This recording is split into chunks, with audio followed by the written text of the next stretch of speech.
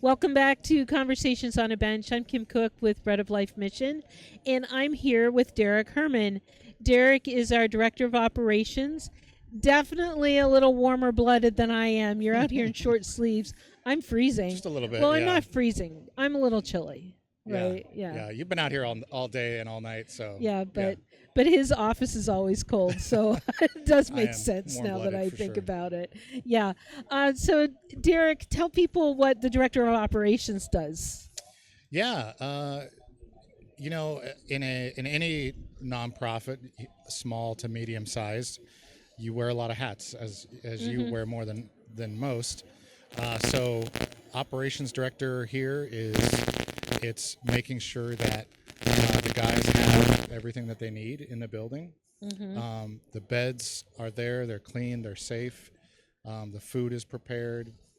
They have a safe environment where they can live and just be comfortable. And really, I think of that environment because we want the guys to be able to feel comfortable and be able to learn and grow in our classrooms. And so that's really where my responsibility lands. Yeah, and then finance and HR. Yeah, yeah. Yeah, Lots of kind of. and then all the other No, hats. no other big ones, just Yeah. just that. Yeah. Yeah, and Derek's been working on the audit this week, so it's been kind of nuts here, but everything's getting done. So thank you for all your hard work on that. Yeah, because I have been no help.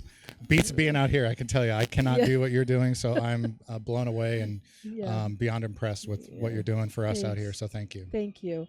Um, what you came from corporate America, right? Like you had a corporate job before this. Yeah. Um, and you've been in this role just about 15 months, Yeah. something like that. So you had no experience in rescue mission work No. before. Tell people kind of what you've learned, what surprised you. You've kind of had enough time to marinate in it at this point. So Yeah. yeah.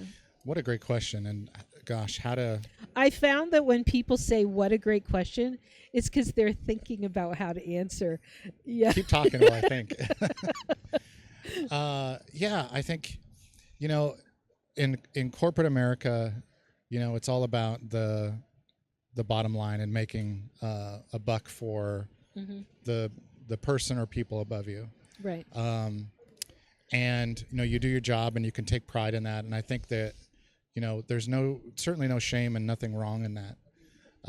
But for me as a believer in Jesus Christ and as somebody who has a strong faith, I wanted to work towards something that was a little bit different. And that was important to me. That was part of the calling that God was putting on my heart. And so, I just jump in with both feet. And, thankfully Bread of Life was welcoming with that. And so for me, it's just been a whirlwind. I've learned so much about humanity, seeing how similar we are to the people that need help. That we have, like I have more resources than most of the guys in there, and that's really the only thing that keeps me. And when I say resources, I mean family, friends, support system. Things that could be taken away at any moment. And so we're all the same. And I think the other thing is I'm blown away by how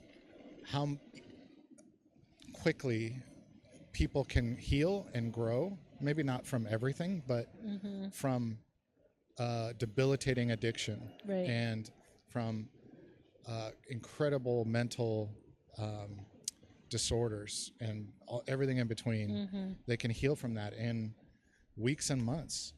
Heal in a way that they can certainly turn around and start heading in the other direction, right? Yeah, and it's visible. I think maybe that's what I'm focused on. Yes. You can see the visible outward change and healing that starts where the inner healing is also occurring at a much slower pace. Yeah. So that just keeps motivating and energizing, all of us, I think. And I'm just blown away by what God can do and what the human spirit can do. Yeah.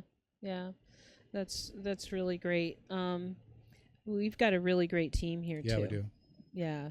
And people have sat here over and over and told me that, which I love because, it's easy to go, yeah, we've got a great team and pat ourselves on the back, but, or just not be really, not know for sure, Yeah. right?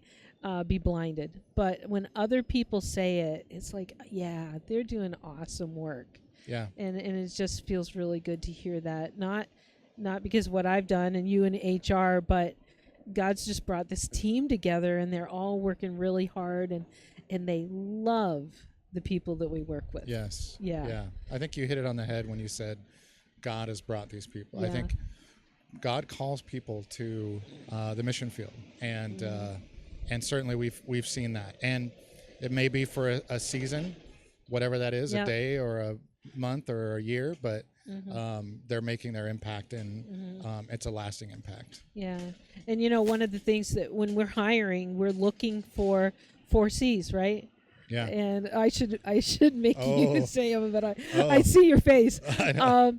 The first is calling. We're looking for people when we hire that have a calling to this work. It's not just a job; it's a call. And the next is character. So, We're yeah, looking for character that's in alignment with our faith, Integrity. or integrity. Yeah, all of that. And then the next is I always get confused if it's chemistry or it's chemistry. Okay. And chemistry, just how do we all work together, and Yeah. do we get along, and will we like to come to work and work with that person every day? And then the last is competency. And not that that's less important, but if somebody has the first three, we can teach competency. Absolutely. It like you came in, you didn't know anything about missions. No idea. Yeah, I had to but learn. you had great experience in the public sector. Yeah. Or no, Yeah. Yeah, it was. in business, and you've picked up the rest. Yeah, and it's you sort of have to learn, right? It's and really we do that in every job when we switch or we try something new. It's a little bit drinking from the fire hose, but yeah, you learn it. You have to learn because there's nobody else that's going to do it. Yeah, exactly. We've grown the staff here, and we're still not where we should be for 100 beds. We found that when we have too many guys in the building and not enough staff, guys self-exit, and they just leave. And so when we have the right balance, we get traction. And because if we don't have if they feel like they're floating through under the radar, then they feel alone. Yeah, they do. And sometimes they want to operate under the radar because that's sort of in their MO. Yeah. But at the end of the day, they really want something more, and that's what they deserve. Yeah. Yeah. So we're still growing. We need to grow the budget a little more first, but we're getting there. We have an announcement that we wanted to make today. We have some fun stuff coming up, and we really believe it's nonprofits are facing so many challenges with fundraising now, and the ones that are really strong are finding other forms of income besides just donations. That's right. Or government, which we've learned you can't depend on that either completely. So we've been looking at other options that we could do, and it needs to be something that aligns with our mission, and we wanted to have something that we could have like job training programs so that the guys in our program can get work experience. So, Derek, this is something that you've been working on, and why don't you make that announcement that what we're starting soon? Yeah, sure. Happy to and excited to. We are going to be opening the first of hopefully several thrift stores in the next 6 months or so. So what does that mean for us? We're looking to diversify our income stream so that we can pay for the management and administrative elements of our Bread of Life mission through other means, and so that all donations are 100% going to the guys in the programs. Mm-hmm. And so, yeah, we're going to be launching our thrift store. It will start with a donations zone where people can drop off donations, Mm-hmm. and that's a great way if you have something that is of value, or even if you're not sure if it's of value, you can donate to something that is going to make a lasting legacy with your donated products. Mm-hmm. And we'll be announcing more of that soon. And we feel that this will be an extension of our ministry. Yeah. This is a way that we can reach young people. This is a way that we can reach people in the greater Seattle area, because we feel like that's a special part of who we are in the Northwest. And yeah, we're excited about what that can do and how we can reach others in new ways. So Yeah. we hope that you'll watch out for more and keep an eye out. And if you have any questions, please reach out, send us an email. We'll have lots of opportunities for volunteers and donations. And yeah, we're excited to let you all know. Right.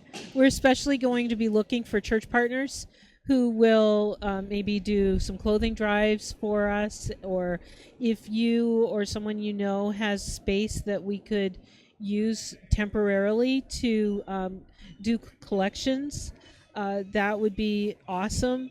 So, Danny in development is going to be working on that and working with church partners and so on. And so basically the time period is between now, as soon as we find a place to collect, through January. Yeah, December, January, We're going to depending be on... collecting things. And the plan is we're looking for a place, and we'll probably be opening like the end of February, 1st of March. Yeah. Yeah.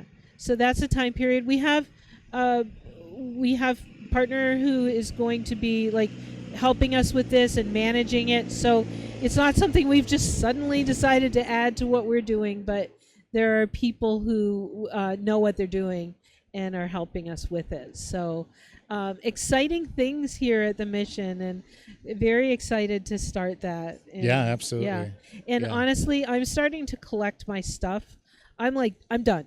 I'm going to purge. I'm proud got of a you. pile. Thank you. He already gets rid of everything, I think. But I've got a pile on my guest bed that I'm kind of adding to as I go, and that's going to be collected for the mission. So if that's on your heart, start collecting, and we'll let you know very soon where it is. So if you want to know where, would you please follow our Facebook, Instagram, and YouTube, so that when we announce it, you'll get that. You can. We're at Seattle BOLM, and so if you follow this YouTube or Facebook, that's the best place, I think. Or obviously Instagram. I just aged myself there because Everywhere. I go on Instagram and I don't even know how to do anything. So, okay. So, what else do we want to talk about? We've got a few minutes. Okay. We want to thank our sponsors and our donors. Belmont Cabinets. They have been such awesome partners for us, and Six Robleys, both of which, like Andy from Six Robleys used to be on our board. Tyler from Belmont Cabinets is on the board, and I just so appreciate them. They're just always there for us. And Craft Real Estate is a new friend to the mission, and they came forward and said, hey, we want to help with this bench event. And then Spirit Transport, Kurt from Spirit, is just a great guy, and we told him about this, and he was like, absolutely, I want to help. So thank you so much for all you do, because we couldn't do an event like this without those sponsors, and they were matching donors and so on. So the total that we raised for this event was $14,680.91. So Woo! Thank you so much. Yes. That makes such a difference to what we do every day. And then I have just such a special thank you to Tia.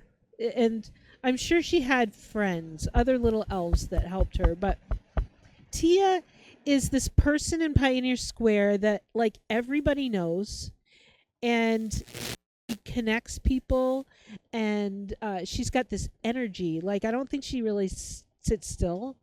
I don't know. Her this What? time? Did you get a chance to interview her this time? I didn't. I Oh, didn't. bummer. She would come in and leave, and Yeah. but we asked Tia both this time and the last, hey, would you get some people to help with food for the crew? And like she knocks it out of the park. We had Cafe Umbria who supplied us with coffee like the whole time. And if there are stocks in Umbria, I should probably buy them because I go there like so often. But it was They're just great. so nice, and they know me. It's it's like where everybody knows your name, but coffee. So, probably half the people watching have no idea because they're too young. I don't know, but what that was about, I don't know. That's true. Anyway, I'm finding my cultural Yeah. whatever. Half the younger people just have no idea. Yeah. Anyway, so Cafe Google Umbria, thank you so much. You keep us running. And then Luigi's Italian Bistro is right down the street on First Avenue. And if you haven't been there, oh my goodness, go in and order their arancini. It's like it's just so good.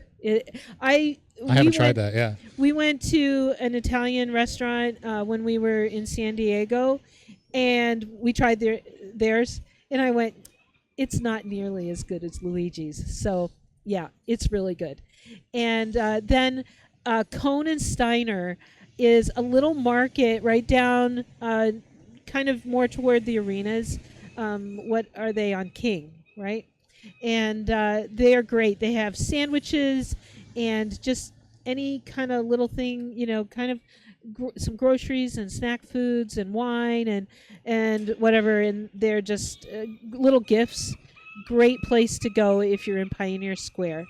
And the Alliance for Pioneer Square supplied our dinner for last night, and they're just great partners. I'm on the Alliance board, and it's just, I'm on the board, but they help me and they help the mission, and they're really great. They just have such a heart for Pioneer Square. I really appreciate that. And Lisa was on the bench with me yesterday. So, yeah. Can I throw one more shout out there? Yes, please. I just wanted to thank the Campbell Auto Group. Yes. They have reached out and said that they want to become partners with us. And what a great opportunity. I'm just blown away when organizations want to partner and actually invest in the community. And that's what they've said along with these other sponsors. And, it's just so easy for people to just focus on making money and be that as it is.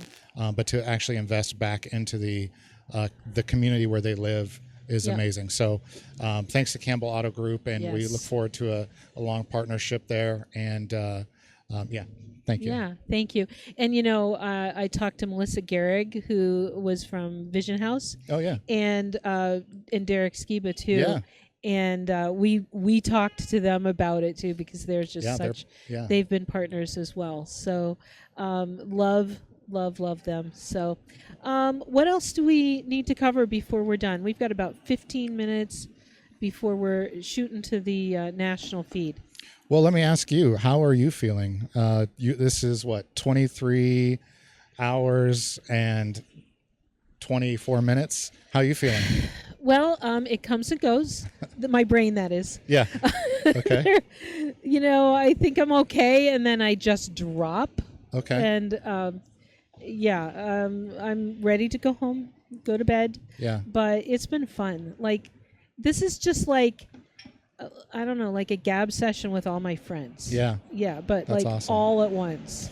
I can't even. What's like that would be hell for you. I know. I know. Yeah. But for me, it's really energizing. No, that's fantastic. What surprised you the most that maybe you didn't expect? Conversations or interactions or just whatever comes to mind. I had a lot of people that I had never met before. I love when I have somebody sit down on the bench with me, and that's the first we've met. Wow. Oh, yeah. Yeah, we can do that in a minute. Anyway, I love when we can uh, have those conversations and meet for the first time. Yeah. And, there's always a thread that runs through the conversations. Last time was about how that we all need to listen to one another, have relationship with one another, but also the relationship that we have with the guests that we're serving. And this time was more about, there are the people that we serve are they lack relationships. And Yeah. and relationships are so important, that we have it with them, that we're walking with them, but also that we're getting them in community, so that when they leave here, they have a community to thrive in. Yeah. And I heard that over and over. And we talked a lot about fentanyl this time around. And I noticed that. Yeah, it just kept coming up.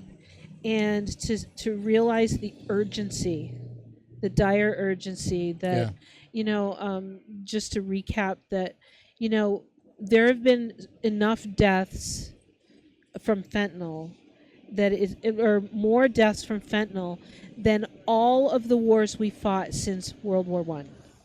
It's incredible. And when did fentanyl start? Like, I don't know, sometime just before COVID, or maybe it's been around a little longer, but it really in the last 5 years. It's insane. Like, why aren't we irate and just clamoring for an answer? Why? We're losing a generation. Yeah. The other statistic is that it's the equivalent of an airliner crashing every 2 days. And like, think about what that would be if that happened. Yeah. And yet we're asleep to this.